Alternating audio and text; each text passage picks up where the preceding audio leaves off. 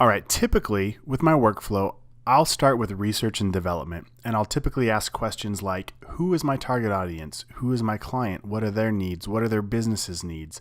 And I'll use those to shape my research. So we always start with research and development, and we'll ask those clients those questions. In this case, you are the client, so you can know what's your favorite color, or who is your target market, or maybe you haven't answered those questions yet. Now's a really good time to think about those things you want to define. What is your voice going to be? What is your story? What flavor are you going to bring to the market? What is going to be your unique sales proposition as you become your own freelancer? So take a moment to think about that. And sometimes I'll do that secondary and I'll just start flipping through logos like I'm about to show you. And the reason why is sometimes it's just kind of nice to see what's possible or what ideas might help you evolve in this process. So let's go ahead and right click on your desktop. We'll create a new folder and I'll just call it ideas.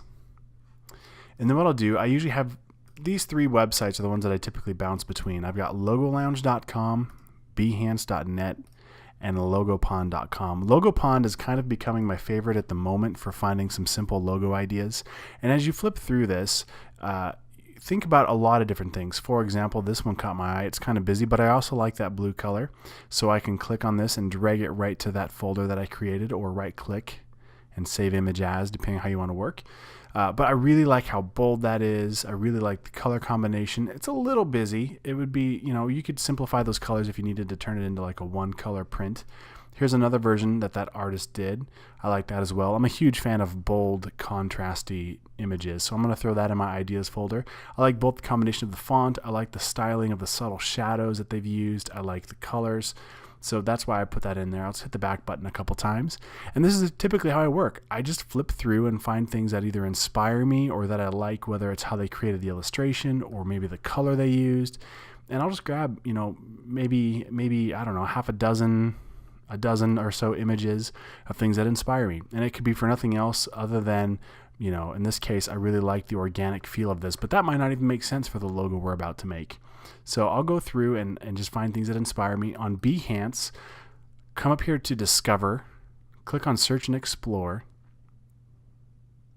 and then you can type in logo here or branding, and you might have some better luck there. And sometimes it's pretty helpful, sometimes not so much. And what I'll do here is if I see anything I like or that might be a good place to start that might inspire me, I'll hold down the Command key. You can hold down a Control P if you're on a PC and click on that, and you'll see it just opens those links in a new tab, and that way I can scroll through without losing my place.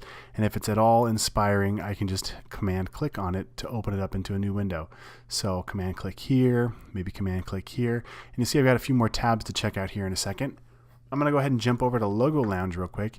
Now, Logo Lounge is a subscription-based service, but they still have some great articles on current logo trends or logos in the news. And this is a really good place for you to brush up on just your overall knowledge of what it takes to create a logo and what's popular and what works well.